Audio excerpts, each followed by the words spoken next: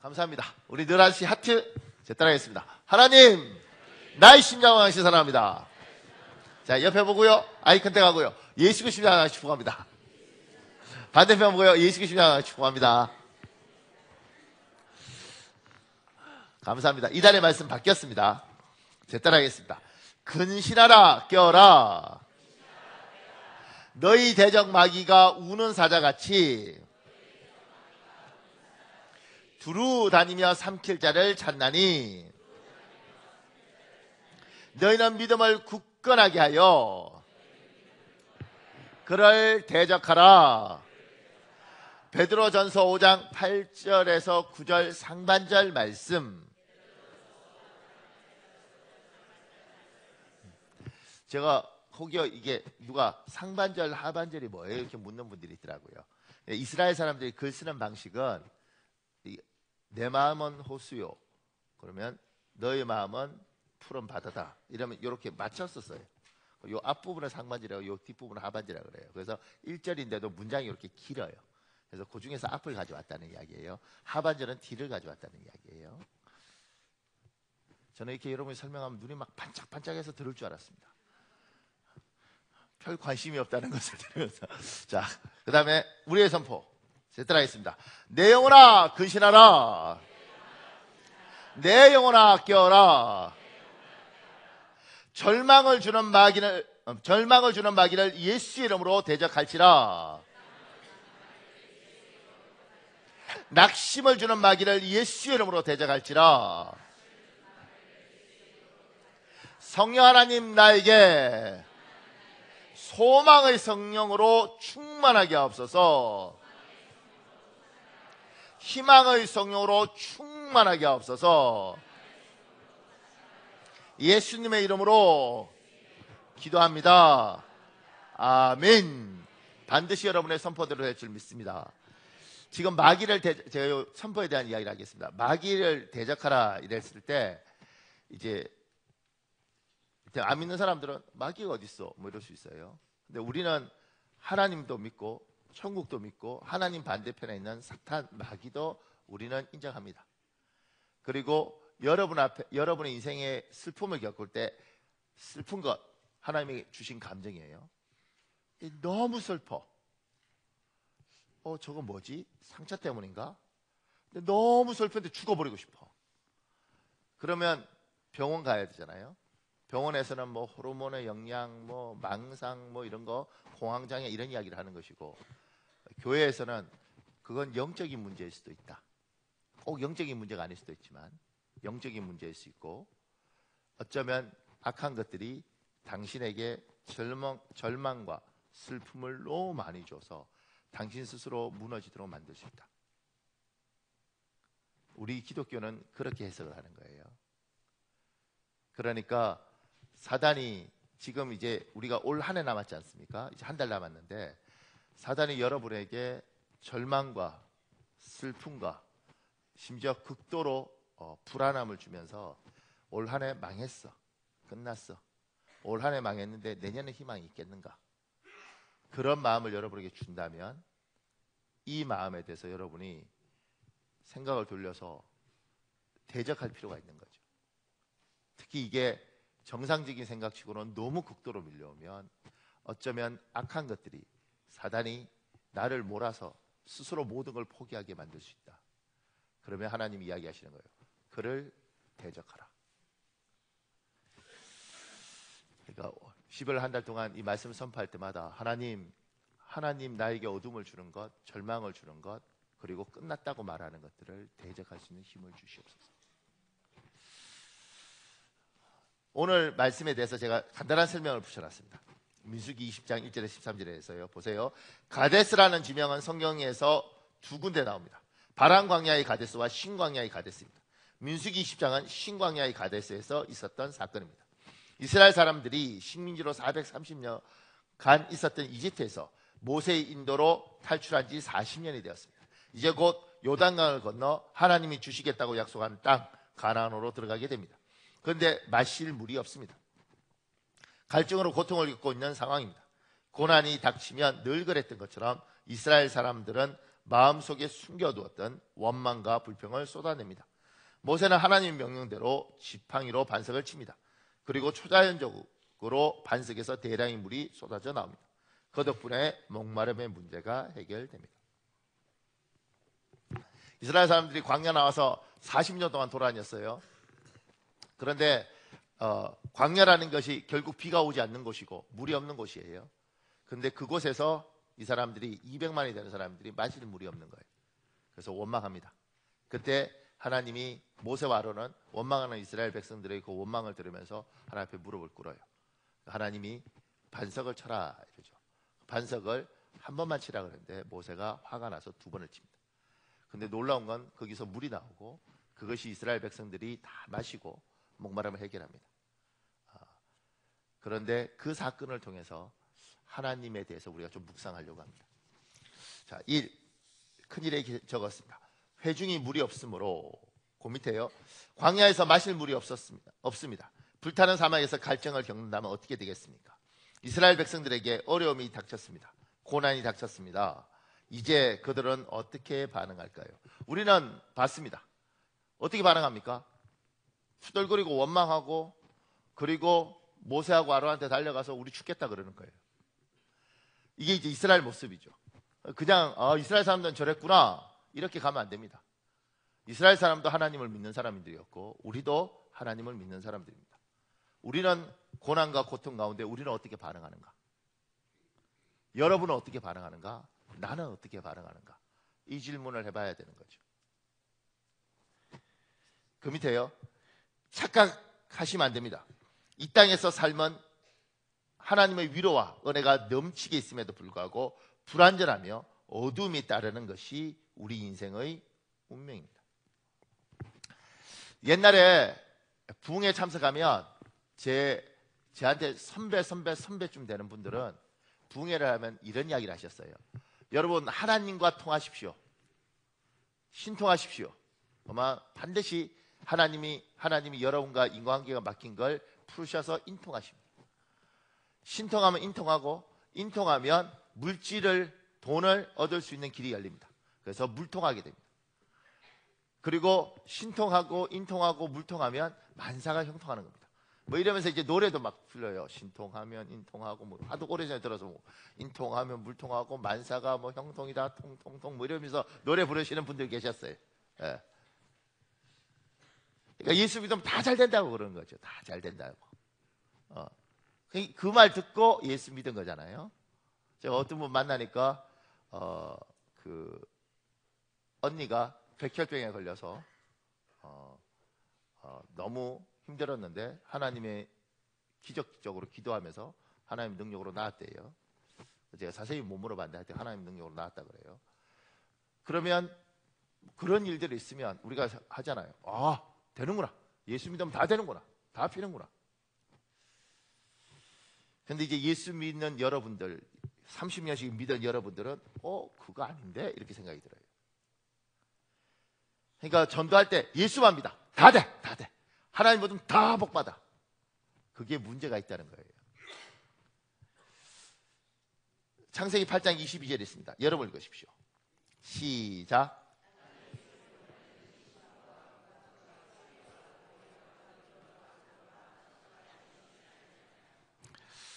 땅이 있을 동안에는 여름하고 겨울이 있어요. 여름은 더워 죽고 겨울은 얼어 죽어요. 지금도 이제 겨울이 되면 난방비를 걱정해야 되는 사람들이 있고 기름을 쓰기엔 부담이 되어서 연탄을 쓰고 그 연탄도 아껴 쓰는 사람들이 있습니다.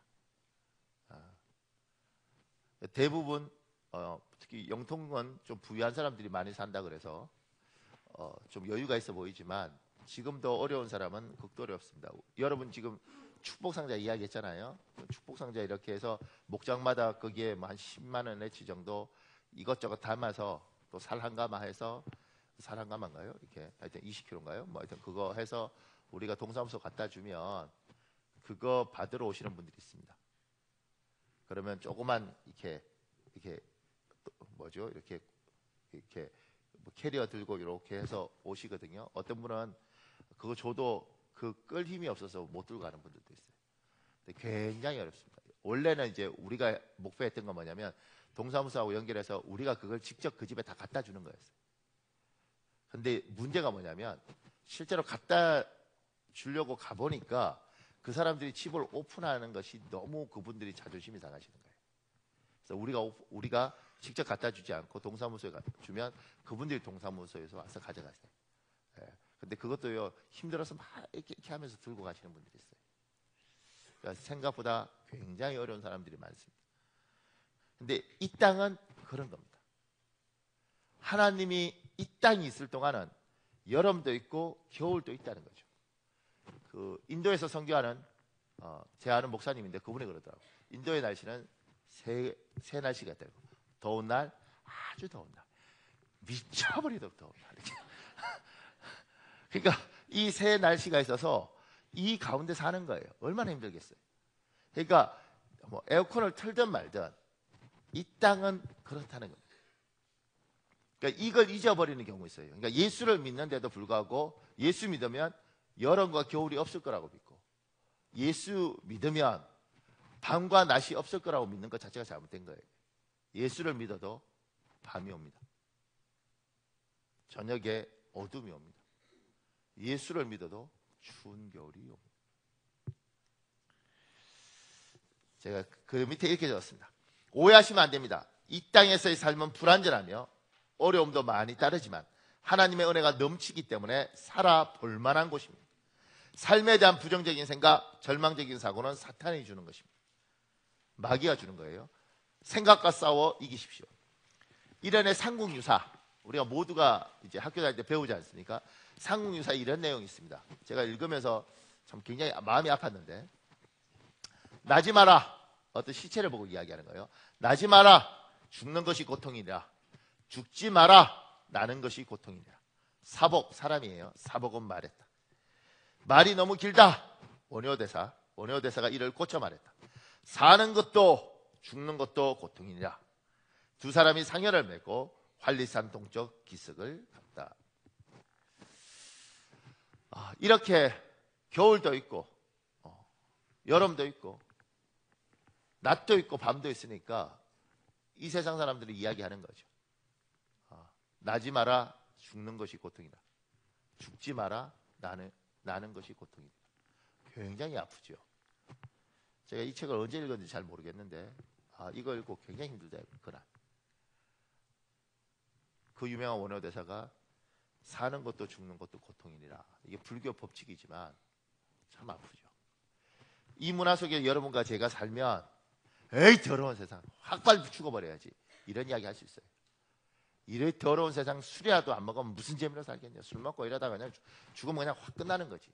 이렇게 말할 수 있어요. 그건 세상 사람들은 그렇게 말을 하고, 하나님의 사람들은, 여러분과 제가 예수님을 주인으로 섬기는 우리들은 이 고통스러운 세상에서 주께서 부르셨잖아요. 얘야, 고통, 너에게 이 땅에 여름과 겨울이 있지 않냐. 밤과 어둠이 있지 않냐. 그 밤에, 그 겨울에 힘들 때 얘야, 나를 찾아라. 내가 도와주겠다. 네가 이 땅에 살아있는 동안은 고난과 고통이 있겠지만 나를 찾아라. 내가 너를 도와주겠다. 그래서 우리가 예수 그리스도를 붙들고 사는 것은 이 고통 가운데 이분의 도움을 받으면서 하는 것이지, 고통 자체가 없는 낙원에 사는 것이 아니라는 겁니다. 그러니까 교회 다니고 예수 좀 믿고 예수 믿어도 크게 달라지는 것도 없고 뭐 믿는 거나 안 믿는 거나 이렇게 말하는 분들이 있죠. 저는 이렇게 말합니다. 예수 믿으면 엄청 달라지죠. 그런데 이 땅에 힘듦이 있습니다.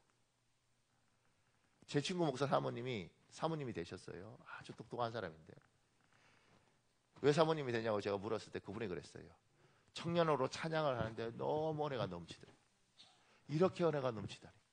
사모가 되면 얼마나 행복할까. 우리 교회 여자 사모님 나한테 물어보십시오. 행복하십니까? 물론 행복하다 그럴 거예요. 근데 이상하게 행복하다 그러는데 눈물이 막 눈물이 꼴렁꼴렁거려요. 예. 저도 청년 때 기도하고 이럴 때 얼마나 좋았겠어요. 목사 되면 은혜 속에 살 것 같아. 아니 목사가 하나님하고만 사나? 은혜가 아무리 많아도 장례식장 가면 마음이 아파요. 은혜가 아무리 많아도 교통사고 당한 성도 10만 가면 마음이 아파요. 은혜가 아무리 많아도 부부싸움 했는데 남편한테 맞은 게 아니고 부인한테 맞고 와서 우는 남자 앞에서 힘들지. 이때 자기 아내를 쳐다보는 남자는 맞고 있다는 거거든. 그러니까 이 땅은 여러분 그렇다는 겁니다. 그러니까 이 땅은 그런 땅이고 하나님은 땅이 있을 동안은 이게 있다는 거예요. 그 속에서 우리가 하나님을 붙들고 사는 거죠. 그러니까 고난이 있는 것에 하나님 살아계신데 이게 왜 있어요? 이렇게 말하면 안 되고 하나님이 허락하신 이 땅에 그게 있는 거예요. 그 속에서 나는 어떻게 할 것인가? 나는 어떻게 반응할 것인가? 자, 제가 밑에 2번에 있게 됐어요. 우리 형제들이 여호와 앞에서 죽을 때에 우리도 죽었더라면 좋을 뻔하였다. 이스라엘 백성들이 물 없으니까 이렇게 반응하는 거예요. 제가 그 밑에요. 고난이 닥칠 때마다, 고통이 올 때마다 우리의 반응을 눈여겨 보십시오. 그때의 나입니다. 진정한 영웅은 난세에 나옵니다. 진정한 내 모습도 고난 속에 드러납니다.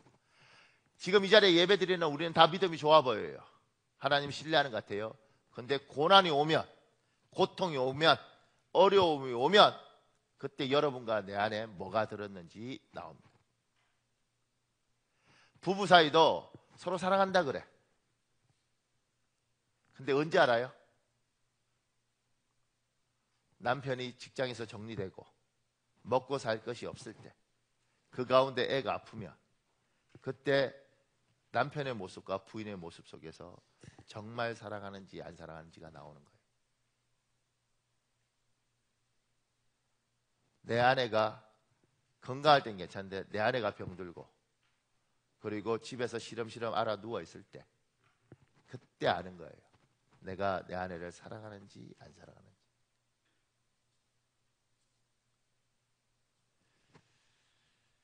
진정한 내 모습은 고통 가운데 나옵니다. 그 밑에요. 고난이 내 앞에 왔을 때, 고통이 내 목전에 있을 때 예수 믿는 사람들의 반응은 입을 다무는 것입니다. 왜 입을 다무냐면요, 그 밑에 익혀졌습니다. 고난 속에 있으면 사람은 자연스럽게 불평과 불만을 토로합니다. 안에 있는 것이 밖으로 나오는 것은 당연한 자연 법칙입니다. 그런데 그것을 듣고 있는 사람이 좋겠습니까? 그것도 하루 이틀이지. 주위에 사람이 떠나가고 나는 고립됩니다. 기본적으로 고통과 고난이 오면 입을 다물어야 됩니다. 근데 사람이 힘들잖아요, 그죠? 힘들면 이야기를 하죠. 근데 이야기를 하는데 그 이야기가 힘들고 어려운 이야기니까 한 번은 들어줄 수 있지만 2번 하고 3번 하고 4번 하면 친구라도 듣기 싫은 거예요. 그러니까 만나는 게 꺼리는 거예요. 제가 도와주고 싶어 어떤 목사님이 있었는데 그래도 도움도 주고 이랬어요. 근데 만날 때마다 힘든 이야기를 하더라고요. 경제적으로 어려운 이야기를 하고. 그러니까 나중에 만나자 그러면 두려움이 임하더라고요. 또 힘든 이야기를 하면 내가 도와줄 힘이 없는데, 그러니까 피하게 되더라고요. 그러니까 사람이 떠나가는 거예요. 그러니까 여러분 중에 투데리 스머프 아십니까? 스머프 보고 자란 사람 많잖아요. 투데리 스머프는 친구들이 많이 있어요. 그러니까 현실적이잖아요. 원래는 투데리 옆에는 사람이 없어요. 만나면 맨날 투덜거리는데 누가 있겠어? 그러니까 그 투데리 스머프는 만한 거예요. 사실이야. 그래서 고난이 오면 하나님의 사람들은 어떻게 해야 되냐면, 어려움이 오면 너무 힘드니까 안에 있는 게 막 나와요. 입을 다물어야 돼요. 근데 요새 애들은 이걸 이렇게 표현하더라고요. 이건 이제 여러분 중에 나이가 계신 분들이니까 제가 가르쳐 드리겠습니다. 자, 보십시오. 손 이렇게 딱 집어 보십시오. 집었죠? 입 옆으로 이렇게. 그 다음에 가만히 있으면 제 따라 보세요. 집할 때 지퍼 이렇게 올리잖아요. 집. 그리고 이렇게 하는 거야. 집. 힘들 때 어떻게 해요? 집. 이렇게. 내 아내가 자꾸 나한테 시비를 걸어. 한마디 하면 전쟁이 될 것 같아요. 남자들 알잖아요. 이 말 한마디 하면 전쟁할 거라는 거. 그때 아내를 보고 이렇게 말해요. 이렇게. 그러니까 이건 네가 다물라는 게 내가 다물겠다. 입을 다물어야 돼. 근데 이제 문제는 뭐냐면 제가 그 밑에요. 침묵하고 있으면 가슴이 답답한데 그러면 어떻게 합니까? 나의 스트레스는 누구에게 말해야 합니까? 우리의 대답은 이렇게 되죠. 하나님께 토로하십시오. 그분은 우리들의 목소리를 듣기를 원하십니다. 사람 앞에서 침묵하고 하나님 앞에서 호소하십시오. 우리 시편 51편 17절 있습니다. 여러분 읽으십시오. 시작.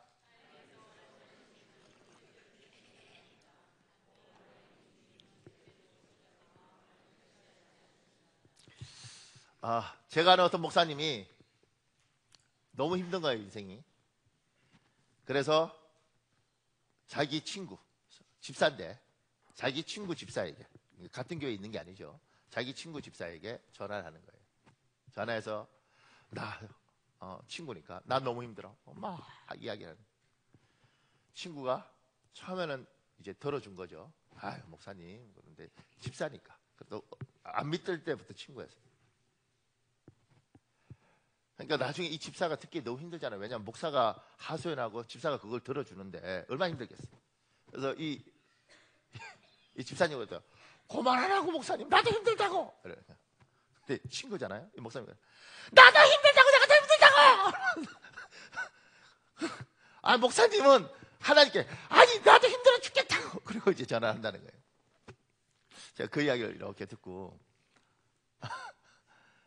목사도 사람이니까. 근데 사람 앞에 하소연을 하면 이 사람도 너무 힘든 거지. 한 번은 들어주지. 그리고 친구를 잃어버리고 어느 날에는 내가 비참해져요. 그러니까 집하고 선생님 나 죽을 거예요. 근데 오늘 시편에 말하는 거죠. 하나님이 찾으시는 심령은 찢어진 심령이에요. 이걸 가지고 사람에게 입을 다물고 하나님께 가는 거예요. 제가 이 김수영이라는 사람이 쓴 글에 액치란 학교의 교수인데 그분이 이런 이야기를 했어요. 어려운 상황이 되면 여러분은 어떻게 반응하십니까? 비난, 분노, 포기, 도망, 변명합니까? 아니면 긍정, 믿음, 도전, 수긍합니까? 무엇이 여러분의 믿음의 특징입니까? 고난이 우리를 덮칠 때 우리의 본질을 볼 수 있습니다. 나의 본질을 볼 수 있습니다. 우리의 믿음이 어찌하여나 차라리가 되지 말아야 합니다. 어찌하여는 회의적인 시각입니다. 차라리는 과거 지향적 시각입니다. 고난이 나를 덮칠 때 계속하여 어찌하여 나 차라리를 외치고 있다면 그 사람은 불행한 삶을 살 것입니다. 또한 공동체에서 공동체에 고난이 닥쳤을 때 공동체의 반응을 보면 그 공동체의 본질을 알 수 있습니다. 지도자가 어찌하여나 차라리를 외치고 있다면 그 공동체는 소망이 없습니다. 어느 모임에 어려움이 있을 때 어찌하여 이 정도밖에 못하는가? 내가 뭐라고 했나? 이렇게 될 거라고 말했지. 이런 말은 전혀 도움이 되지 못합니다. 우리는 이스라엘 백성이 한 것과 반대로 하면 됩니다. 우리도 고난이나 어려움이 있으면 두려워할 수 있습니다. 당연한 반응입니다. 심지어 패닉 상태에 빠질 수도 있습니다. 그럴 수 있습니다. 그때가 갈림길입니다. 두려운 상황과 환경은 우리가 어찌하지 못합니다. 그러나 우리가 그때 믿음으로 그 상황을 끌어안고 하나님의 동행과 역사를 기대하고 기다리느냐, 아니면 주변의 무언가에 책임을 전가한다거나 내 힘으로 악을 쓰느냐는 선택할 수 있습니다. 그래서 두려움은 약이 되기도 하고 독이 되기도 합니다. 앞에서 이야기한 것처럼 고난 속에서 우리가 성숙해지느냐 강팍해지느냐는 어쩌면 우리에게 맡겨진 선택의 문제일 수 있습니다. 두려움이 우리를 짓누르고 폭군처럼 몰아붙일 때 하나님께 부르짖어야 합니다. 부르짖을 때 겸허하게 부르짖어야 합니다. 때로는 침묵으로 부르짖어야 합니다. 하나님께 맡기고 동행을 구하십시오. 하나님이 일하십니다. 그러니까 침묵하는 게 아니고 침묵 안에서 부르짖어 믿는 거죠. 하나님, 내가 사람 앞에 침묵하고 하나님 앞에 부르짖습니다. 하나님, 내가 입을 다물고 있지만 여기서는 하나님 앞에 하나님 도와주십시오. 살고 싶습니다. 하나님 앞에 호소해야 됩니다. 그래야 사.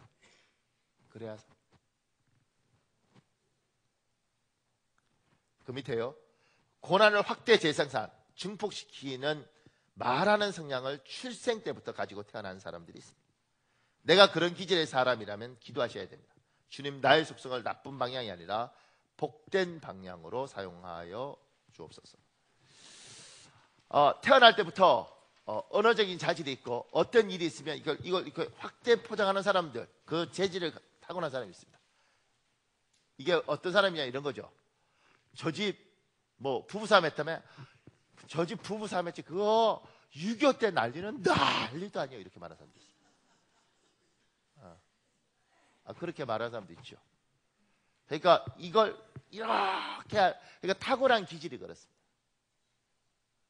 그러면 이 타고난 기질이 그거인 사람들이 고난이 왔을 때 이걸 나쁜 쪽으로 확대 재생산하면 집안이 쑥대밭이 되는 거예요. 그러니까 저희 집도 이제 뭐 언젠간 제 아들이 결혼하겠죠. 근데 새 아들이 있으니까 장남 같은 경우에 며느리를 두고 기도하는 거예요. 제 아들이 좀 부족해도 며느리가 진짜 괜찮은 며느리가 왔으면 좋겠다. 왜냐하면 만약 며느리가 확대 재생산하는 며느리라면 이럴 수 있는 겁니다. 누가 아버님 둘째가 이번에 차 좋은 거 샀더라고요. 그러면 그렇구나 이러면 될 텐데, 큰 며느리가 아버님 둘째가 산 거 들으셨죠? 집도 가난한데 차는 엄청 좋은데 그건요 기름을 말로 부었고요. 그래서 차가 갈 때마다 기름이 떨어지는 게 아니고 돈이 두두두두두두 떨어집니다. 이렇게. 그러면 집안이 뭐요? 쑥대밭이 되는 겁니다. 그러니까 이런 능력을 가진 사람들이 있죠. 그러니까 여러분의 속성이 이거면, 이렇게 말을 하면, 이제 교회에 이제 이를테면 주일학교 애들이 이렇게 있잖아요. 그러면 애기 보면서 아이고 저거 귀엽게 노네 이럴 수도 있는데, 지금 우리 밑에 그 주일 지하 이렇게 예배당에 이 벽을 벽 공사를 했어요. 왜냐하면 우리 교회 애들이 너무 은혜가 충만해요. 그래서 막 뛰어다니면서 벽에 붙으시는데 벽에 구멍이 툭툭 뚫렸어요. 석고보드로 되어 있는데. 그래서 이제 하여튼간 공사를 했는데요. 근데 이제 그렇게 하면 이를테면 이게 확대 재생산도 이게 지혜가 있으면 이렇게 되는 거예요. 우리 교회들은 은혜가 많아. 애들이 막 힘이 넘쳐. 분명히 뭐가 될 거야.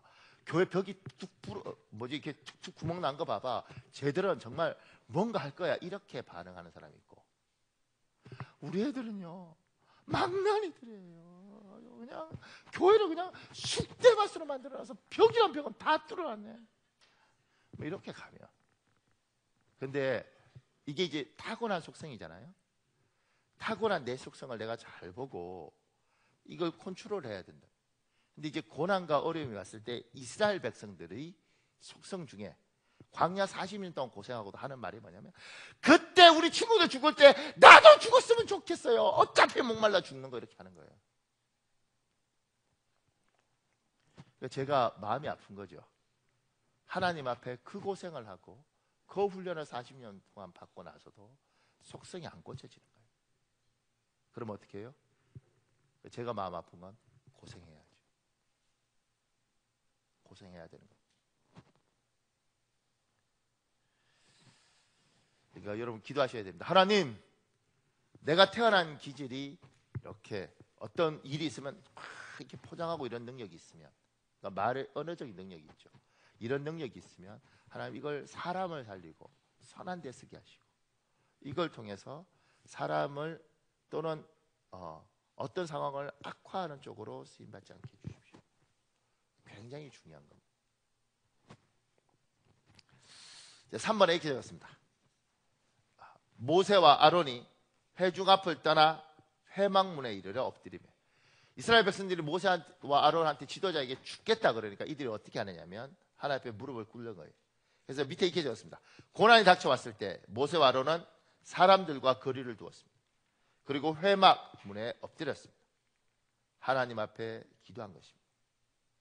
그 밑에요, 이것이 예수님을 믿는 사람들의 모습입니다.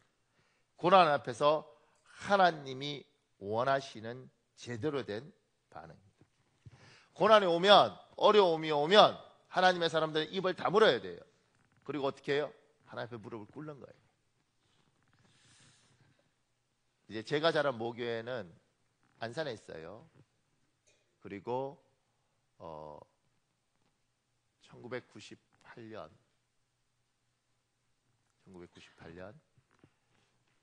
정확한지 잘 모르겠어요. 98년 그때 그 이제 6명이 시와호라는 곳에 배도 아니에요. 뭐 이렇게 보트도 아니에요. 허름한 뭐 타고 이제 놀러 갔다가 그거 타다가 뒤집어지면서 6명이 물에 빠져서 죽었어요. 그에. 근데 그때 우리 교인이 200명이었거든요. 어른들 출석하는 게 200명. 200명에서 6명이 죽었으면 3%가 죽은 거잖아요. 교인의 3%가. 바닷물이 3%가 짜다 그러는데, 그러면 그것 때문에 짜다 그러는데 죽었어요. 근데 2명은 안수집사였어요. 안수집사. 아기도 하나 있었고. 그러면 이제 교회가 어떻게 됐겠어요? 난리가 난 거예요. 그리고 이제 그 안산에 있던 많은 교회, 왜냐하면 교회가 개척을 해서 아주 성실히 목회하시면서 교회가 부흥하니까 주위가 이렇게 보고 있었던 거죠. 사람이 참 희한합니다. 같은 예수 믿는 사람들이라도 저쪽 교회가 부흥하고 잘 되면 어이구 잘 되구나 이렇게 하지 않고요. 저쪽 교회가 잘 되면 이렇게 보고 있어요. 그리고 마음에 잘 안 됐으면 좋겠다 이런 마음이 있어요. 사람 희한하죠. 그런데 잘 되고 이렇게 있으니까 이렇게 보다가 6명 빠져 죽었으니까 아이고 어떡해 그리고 이렇게 뱉더라고요. 망했네 이렇게. 그러니까 참 하나님 같은 하나님을 믿는데 참 예쁘지 않은 속성이 나오더라고요. 아이고 교회 끝났네 뭐 이러면서. 저도 이제 그때 그 자리에 있었고 장례식 나는 동안 학교도 직장도 안 가고 계속 차 가지고 성도들 태워서 장례식장에 다녔어요. 그냥 운전하면서 계속 울었어요. 너무 슬프고 마음이 아프고. 근데 1년 후에 딱 1년 후에 사람들이 이제 다 교회 그때는 상가에 있었거든요. 교인들이 다 뿔뿔이 흩어질 줄 알고, 왜냐하면 목사님한테 가서 그러니까 이게 고통이 오니까 모든 책임을 목사님한테 돌리더라고요. 그러니까 성도들 중에 그렇게 충성스러운 성도 중에 목사님한테 와서 목사님의 멱살을 잡고 흔들어 버렸죠. 목사님 이러고 있는 거죠.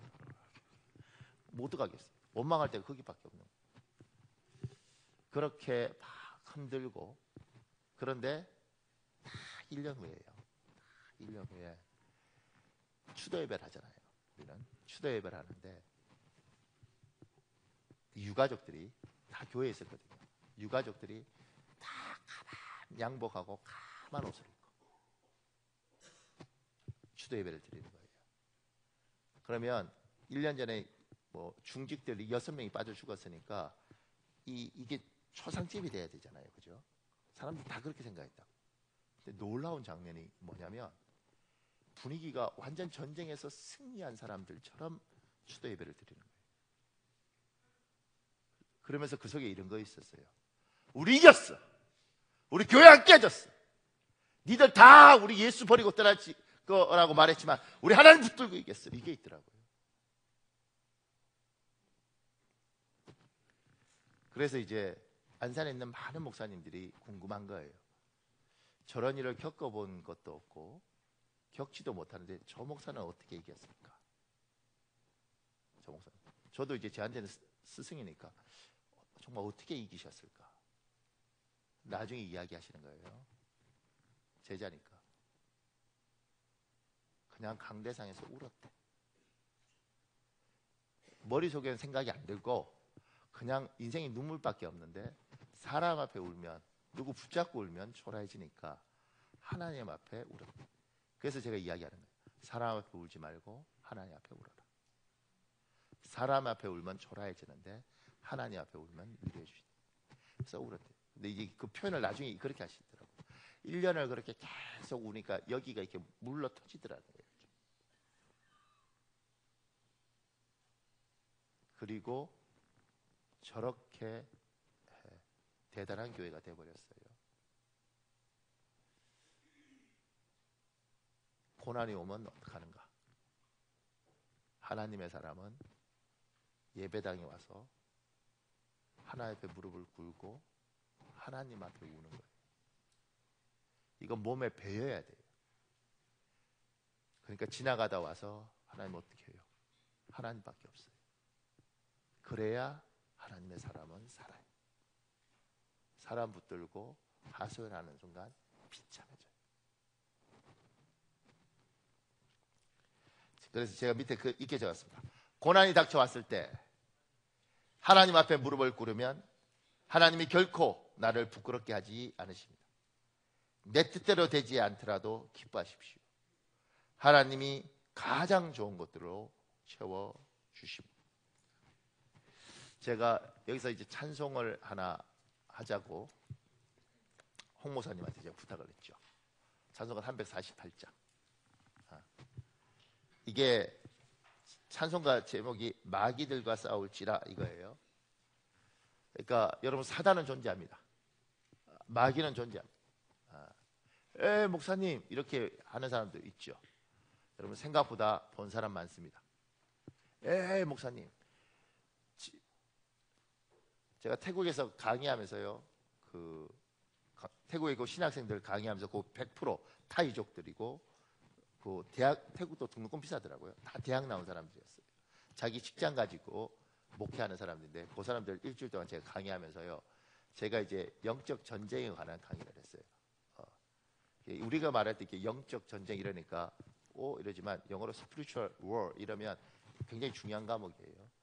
제가 그거 이렇게 쭉 강의하면서 이제 저는 서양식으로 생각해서 여러분 귀신이 있습니다, 이 설명을 이제 한 강좌를 한 거예요. 근데 그때 앉아있던 그 사람들이 표정이 뭐냐면 저런 쓸데없는 거 갖고 한 시간을 강의하나 이런 표정이더라고. 왜냐면 미국 애들한테 귀신이 있다는 설명은 굉장히 많이 필요하거든요. 걔들은 없다고 믿으니까.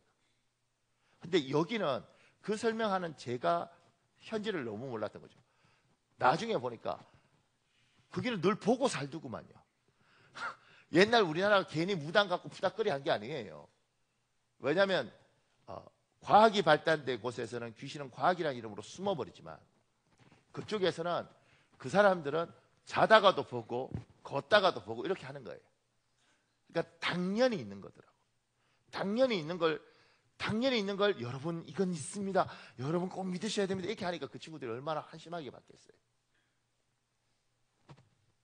사단이 여러분에게 절망을 주는 것, 끝났어, 희망이 없어, 포기해, 낙심해도 괜찮아, 너희 가족 지금까지 요만큼 왔지, 뿌리 흩어져도 돼, 그만큼 살았으면 됐지, 각자 흩어지는 게 사는 거예요. 별 이야기 다 할 수 있습니다. 그때 하나님의 사람은 이 생각과 싸워 이겨야 됩니다. 그래서 이게 마귀들과 싸울지라가 사실 알고 보면 그냥 마귀가 아니라 마귀들이 주는 생각과 싸워서 이기셔야 됩니다. 우리 찬송하고 제가 설교 좀 더 하겠습니다.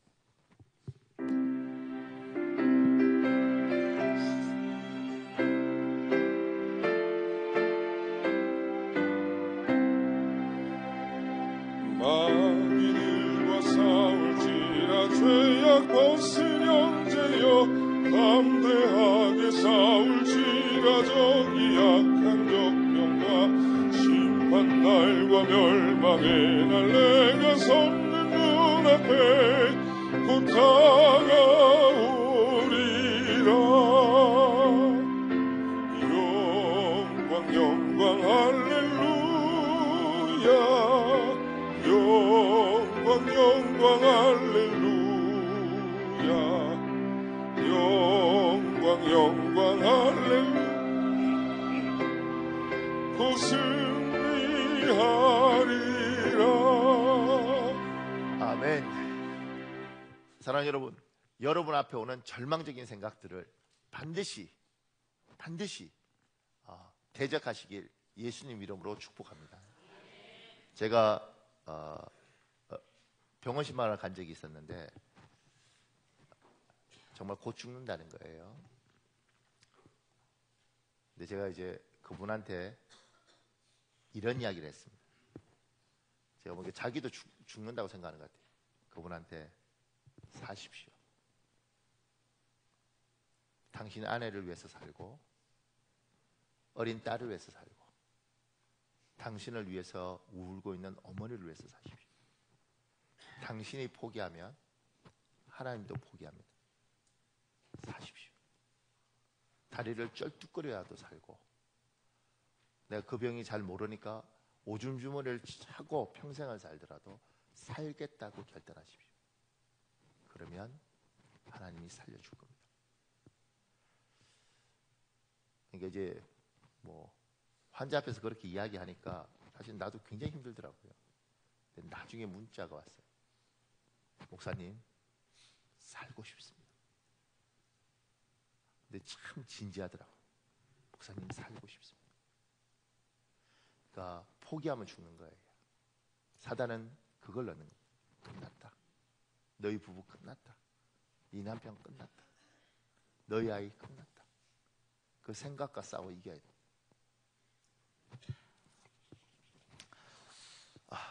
모세와 아론이 하나님 앞에 무릎을 꿇으니까 하나님 반석을 치라는 거예요. 제가 4번에 기록했습니다. 반석에게 명령하여 물을 내라. 그 밑에요. 하나님 말도 되지 않는 방법으로 우리 문제를 해결하기도 하십니다. 이것을 우리는 기적이라고 부릅니다. 요행과 기적은 다릅니다. 우리 인생에서 하나님의 기적을 기대해 보십시오. 기적을 기대하는 우리에게 하나님 말씀하십니다. 내 믿음대로 될지다. 우리 마태복음 9장 29절에 있습니다. 여러분 읽으십시오. 시작.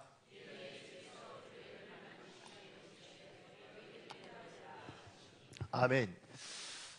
하나님은 도저히 우리가 생각할 때 도저히 길이 없죠. 근데 하나님은 놀라운 일들을 하십니다. 그래서 홍해 앞에서 홍해를 가르시는 거예요. 지금도 200만 어떻게 먹이겠어요? 그것도 바위를 치라는데 바위 쳐서 뭔 해답이 있겠어요? 하나님이 하라 그러셔요. 그리고 기적이 일어납니다. 하나님은 놀라운 일을 행하실 수 있고 그 놀라운 일들을 우리에게 때로는 행하십니다. 제가 이거 한 4년 이렇게 됐는데 그때 이야기해드린 적이 있는 이야기예요. 보세요.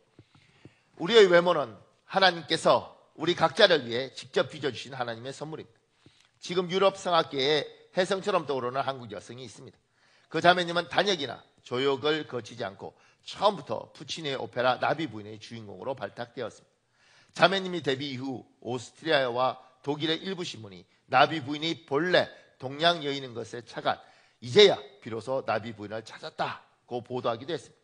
유럽인은 오페라나 음악회에서 감동이 클 경우 박수를 칠 뿐만 아니라 발로 바닥을 구릅니다. 오스트리아에서는 그녀의 공연이 끝나면 관객들이 앙코르를 연발하며 발로 바닥을 구릅니다. 연로한 관객들은 공연을 공연으로 보지 않고 실제의 사건으로 받아들이기도 합니다. 나비 부인은 일본 나가사키를 무대로 전개되는 비극으로 미국인 해군사관 피크턴이 일본 기생 나비 부인을 데리고 놀다가 끝내 차버린다는 내용입니다. 그래서 공연이 끝나면 연로한 관객들이 분장실로 피크턴 역의 남자 가수를 찾아가 너 그러면 안 돼! 하고 항의하는 해프닝이 벌어지는 것입니다. 아직 신인이긴 하지만 그 자매님은 그 정도로 사랑받는 오페라 가수입니다. 유럽에서 성악을 전공한 후 아직까지 일자리를 구하지 못한 한국 청년들이 부지기수인 것으로 알려져 있습니다. 성악 전공의 유럽 청년들은 또 얼마나 많겠습니까? 그러므로 한 극장의 주인으로 발탁된다는 것은 하늘의 별 따기만큼이나 어려운 일입니다. 이탈리아에서 수년 동안 유학한 그 자매님 역시 어렵기는 마찬가지였습니다. 그러던 어느 날 자신이 아직 빛을 보지 못한 것은 못생긴 눈 때문에 하고 단정한 자매님은 쌍꺼풀 수술을 받기로 결심 며칠을 두고 남편을 설득하여 겨우 허락을 받았습니다. 그리고 서울에 있는 어머니에게 전화 자신의 귀국일에 맞추어 제일 좋은 성형외과를 잡아달라고 부탁했습니다. 쌍꺼풀 수술의 세계적인 권위자는 거의 한국인이라고 합니다. 그도 그럴 것이 서구 백인들은 태어날 때부터 쌍꺼풀이 있기 때문입니다. 딸의 전화를 받은 어머니는 수소문하여 장안에서 쌍꺼풀 수술의 제일 권위자라는 의사를 찾아내었습니다. 그러나 얼마나 예약이 밀려 있는지 딸이 원하는 기간에 어림도 없었지만 어머니는 백을 동원하여 기어이 원하는 날짜를 받았습니다. 그 소식을 접한 자매님은 여간 기쁘지 않았습니다.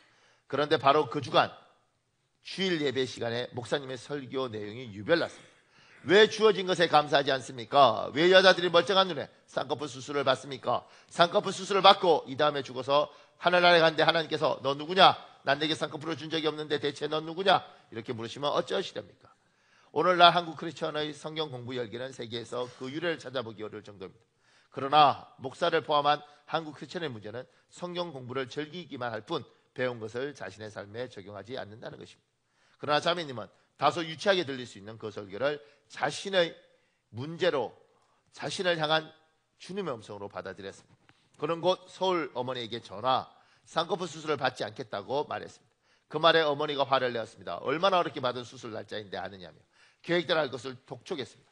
그러자 자매님은 마음을 바꾸지 않았습니다.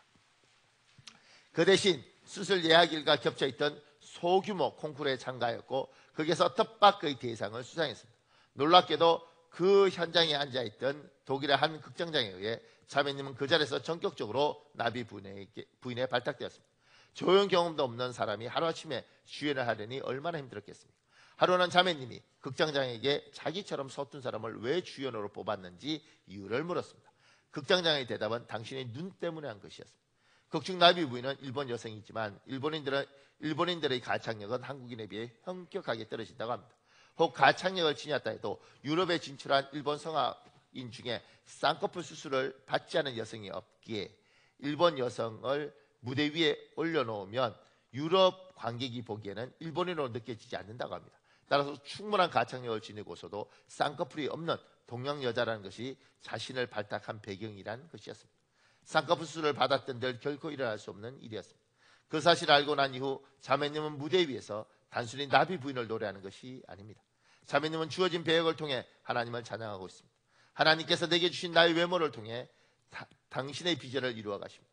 그러므로 모든 크리스천은 자신의 외모를 사랑해야 합니다. 자신의 외모를 상대적으로 열등감을 갖는 것은 금물입니다. 하나님께서는 쌍꺼풀이 있는 사람을 통해서도 역사지만 없는 사람을 통해서도 역사십니다.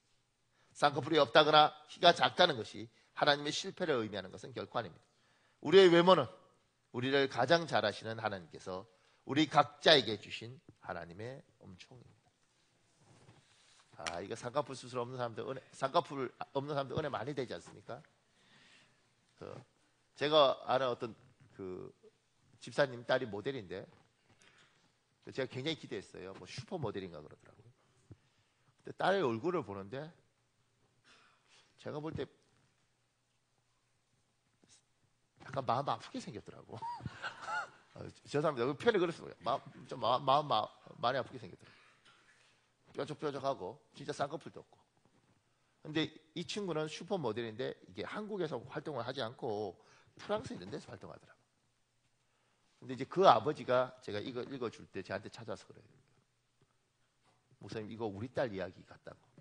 우리 딸은 모델인데 그 프랑스에서 저렇게 활동을 하는 이유가 쌍꺼풀이 없어서. 그러니까 이제 그 사람들은 모델이 되려면 쌍꺼풀이 있는 애도 필요하고 없는 애도 필요한데 다 있는 거예요. 그러니까 없는 애를 찾았는데 없고 동양적으로 생겨야 되니까 서양처럼 눈 크고 이렇게 이목구비 또렷하고 이게 아니라 눈 좀 찢어지고 이렇게 좀 뾰족뾰족하게 생겨 이게 이제 그래서 걔가 그 활동한다. 일단 키가 크고 그래서 제가 보면서 아이고 놀랍습니다 이랬어요. 그러니까 지금 이런 것도 우리가 생각할 때는 해답이 없는 일이지만 하나님이 일하시는 것 이건 요행이 아니에요. 하나님이 일을 하시면 일을 한다는 거죠. 이걸 우리는 기적이라고 부릅니다. 여러분은 하나님이 일하실 것에 대한 기대가 있습니다. 하나님이 놀랍게 하실 것이다. 에휴 이게 되겠어? 하나님은 하십니다. 여러분이 아무리 아멘해도 저는 여러분이 이걸 안 믿는다고 믿습니다. 왜냐하면 이건 겪어봐야 알아요. 저는 제 인생이 참 복되다고 생각하는 게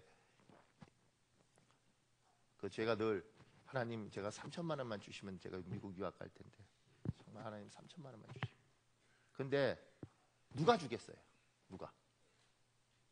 근데 정말 누군가가 3천만 원을 들고 제 방에 왔을 때 제가 그때 알았어요. 내가 믿음이 없다는 거. 더 웃긴 건 내 믿음대로 될지어가 아니라 나는 믿음 없이 기도했는데 하나님 들어주는 놀라운 기적을 경험했어요. 제가 그거 들고 갔죠 미국에. 그리고 알았어요. 우리가 믿는다고 말하지만 믿으면 주면 당연한 거지 이래야 되는데 당연한 게 아니고 놀라고 경기하고 밤에 잠 못 자고 돈 지킨다고. 한국에서 3천만 원이 우스워서 그렇지 제가 중국에 있을 때 받았으니까. 중국은 그 당시에 노동자 우리 그 교회에서 운전수 썼거든요. 아침 새벽 운전하고 이럴 때.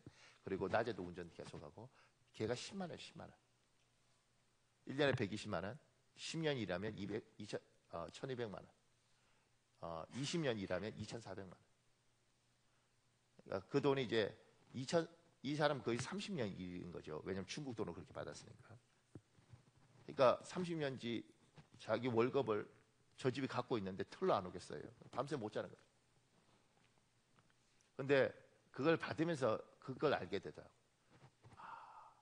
홍해가 가는 건 아니지만 하나님은 기적을 하시고, 지금 여기에 있는 사람들 중에 기적을 경험한 사람들이 있죠. 우리 교인들 있죠. 불러다가 제가 여기 세워놓고 이야기하라 그러면 그분은 자기가 기적인지 모르지만 이야기할 게 있고 들으면 여러분이 야 기적이네 이런 분 우리 교회 많습니다.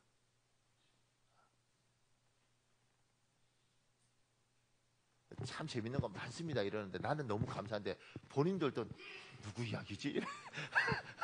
기적 많아요 우리 교회. 하나님이 뭐요? 하신다는 거죠. 200만이나 300만이 이 광야에서 뭘 먹고 살아요? 물을 어디 써요? 다 목말라 죽는 거예요. 반석에서 주님이 물을 내신다니까. 그게 기적이죠. 그게 말이 돼요. 근데 기적이 있는 거예요. 이 믿음을 갖고 사는 사람이 있고 이 믿음이 없는 사람들이 있죠. 근데 무서운 건 뭐냐면 내 믿음대로 될지어다. 목사님 제 남편이 사람 되겠어요? 절대 사람 안 될 거예요.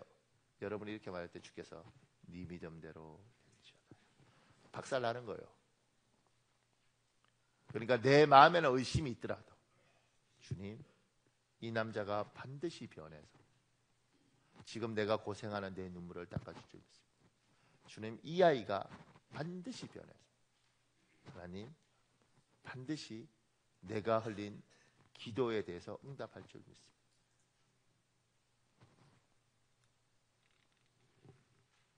특히 자식들한테 실망한 사람들 많잖아요. 그때 이제 실수들 많이 하는데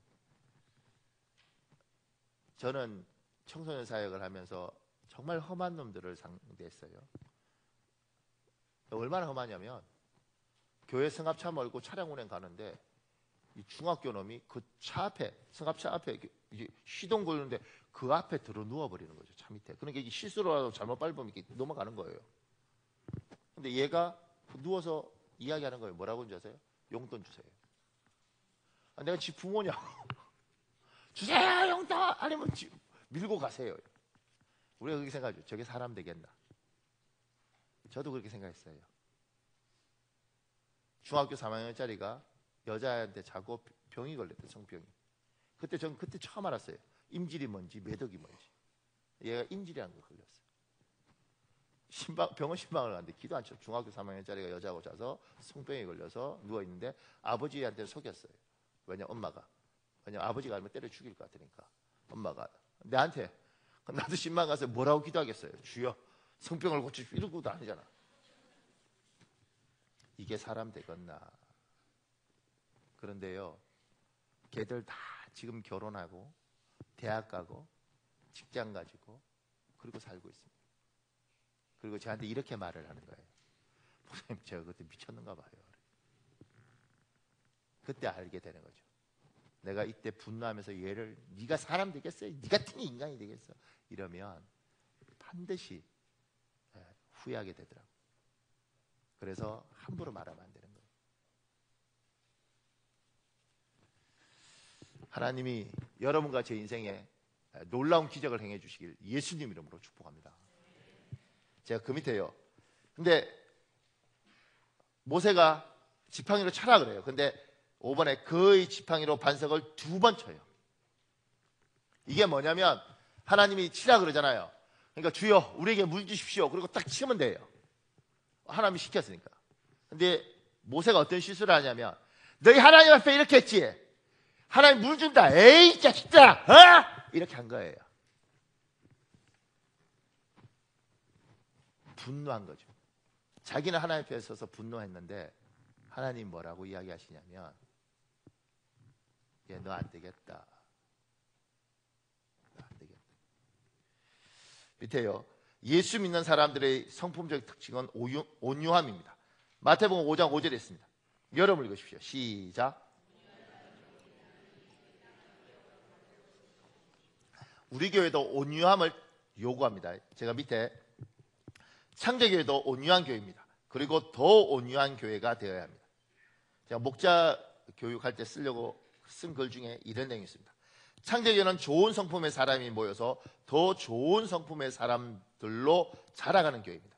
그래서 창대교회는 다투지 않습니다. 싸우지 않습니다. 목사와 성도 간에, 성도와 성도 간에 옥신각신하지 않습니다.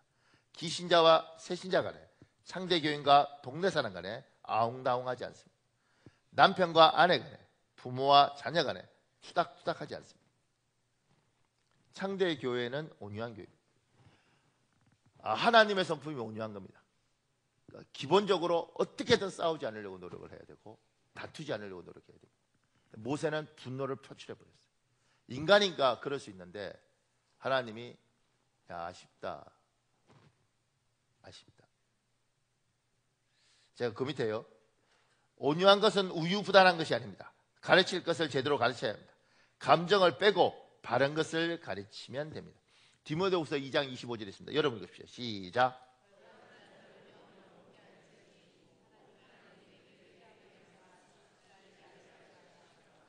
현대인 성경이 이렇게 됐습니다. 반대하는 사람들의 잘못을 부드럽게 지적하라는 겁니다. 제가 왜 이야기를 하냐면 어떤 분이 그러더라고요. 목사님 우리 교회가 싸우지 않는 교회라고 자꾸 그러시니까 목사님 우리가 싸우지 않으려고 그러니까 제대로 된 걸 가르칠 수가 없어요. 이러더라고요. 교회 생활도 배우는 거잖아요. 교회 생활도 배우는 거잖아요. 그러니까 또 이 교회는 이 교회 나름대로 문화가 있잖아요. 그러면 가르쳐야 되는 겁니다. 어떻게 해요? 온유함으로. 성질 내면서 가르치는 게 아니고 집사가 왜 그래? 이렇게 가르치는 게 아니고 집사님 이제 서리 집사에서 안수 집사가 됐잖아. 안수 집사는 안수 집사로 행동을 해야 되는 거예요. 집사님 온유함으로 가르쳐야 되는 거예요. 저는 원래 기질이 어떤 기질이냐면 가르쳐서 알 거면 이미 늦었다 생각해요. 그래서 사실 잘 안 가르쳐요. 그래서 그냥 이야기를 할 뿐이지 불러다가 나무라거나 야단치거나 이런 게 거의 없어요.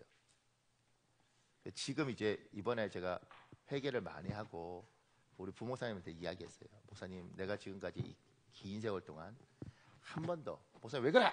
뭐 이런 식으로 나무란 적이 없었는데 내가 하나님 앞에 이번에 회개하면서 내가 잘못했다. 잘못하는 부분에서 내가 불러서 목사님 그러면 안 돼. 목사님 성도들 앞에서 그렇게 행동하면 안 된다. 이런 걸 내가 가르치겠다 이랬어요. 그건 뭐냐면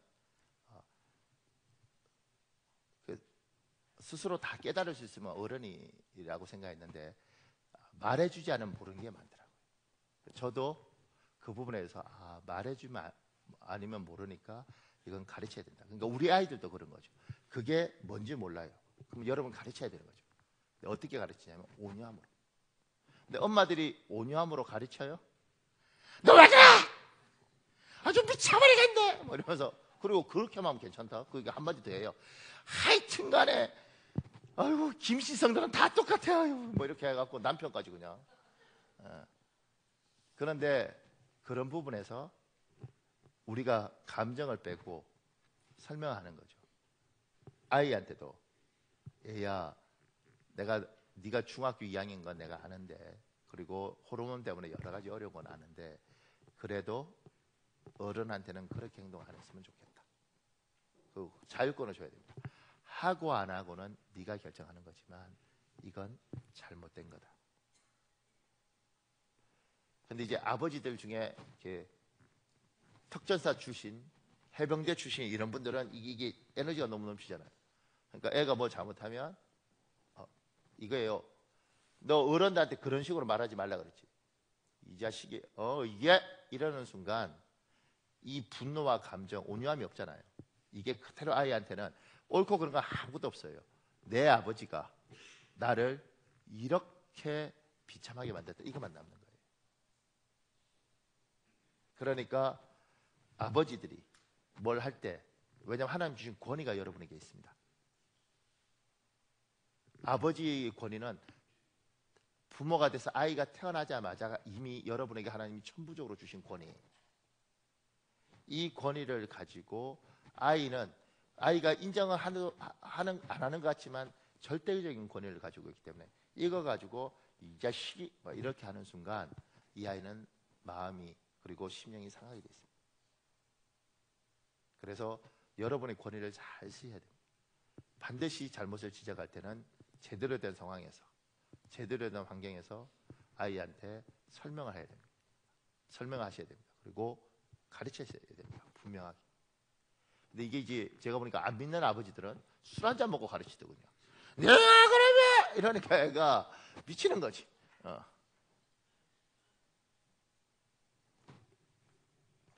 제가요 그 밑에 하나 더요. 특히 지도자 또는 리더로 세워진 사람은 자신의 성품에 온유함이 넘치길 기도하셔야 됩니다. 모세는 한 번만 쳐야 할 반석을 분남 때문에 2번 칩니다. 그 사건 때문에 결국 가나안을 바라만 볼 뿐 들어가지 못합니다. 지도자의 기질 중에 다혈질은 지도자의 자질로서 치명적 결함이 될 수 있습니다. 민수기 20장 12절에 이렇게 말하잖아요. 여호와께서 모세와 아론에게 이르시되 너희가 나를 믿지 아니하고 이스라엘 자손의 목전에서 내 거룩함을 나타내지 아니한 고로 너희는 이 회중을 내가 그들에게 준 땅으로 인도하여 드리지 못하리라. 한 번이에요. 한 번. 지금 모세가 어쩌면 지금 같으면 이렇게 말할 수 있죠. 하나님 제발 그러지 마세요. 저 분노 조절 장애예요. 뭐 이럴 수 있잖아요. 근데 지도자는 한 번의 실수인데 치명적일 수 있습니다. 하나님이 저도 두렵죠. 하나님이 여러분에게 요구하십니다. 네가 아버지잖니? 네가 어머니잖니? 내가 너에게 이 회사를 줬지 않니? 내가 너에게 작은 업체지만 이걸 줬지 않니? 내가 너에게 목회자로 세웠지 않니? 내가 너를 목자로 세웠지 않니? 애야, 온유함으로 표현해야 되고 내 뜻은 부드럽게 나가야 된다. 근데 감정과 분노로 나가는 순간 사단이 움직이고 악한 것이 틈타서 내용은 상관없고 저 사람이 나한테 화냈다는 것만 남는다. 바른 게 의미가 없고 저 사람이 나한테 소리 질렀다는 것만 남는다. 사랑하는 여러분, 이 시간에 우리 한 6, 7분 정도 기도할 텐데요. 말씀을 정리하겠습니다. 고난이 올 때 나는 어떻게 반응하는가? 그게 여러분입니다. 하나님의 사람은 고난이 오면 입을 다물고 하나님 앞에 토로해야 돼요. 하나님 앞에 호소해야 돼요. 그리고 기대하십시오. 하나님, 내가 아무리 봐도 방법이 없는데 하나님 반드시 주께서 반석에서 물을 내신 것처럼 기적을 행해 주십시오. 그리고 하나님, 내 성품이 온유하지 못하는데 내가 분노를 표현하는데 하나님 나에게 온유함을 주시고 하나님 가르칠 걸 온유함으로 가르칠 수 있는 힘을 주십시오. 저는 우리 주여 한번 간절히 부르짖고 우리 한 6, 7분 정도 기도하겠습니다. 주여.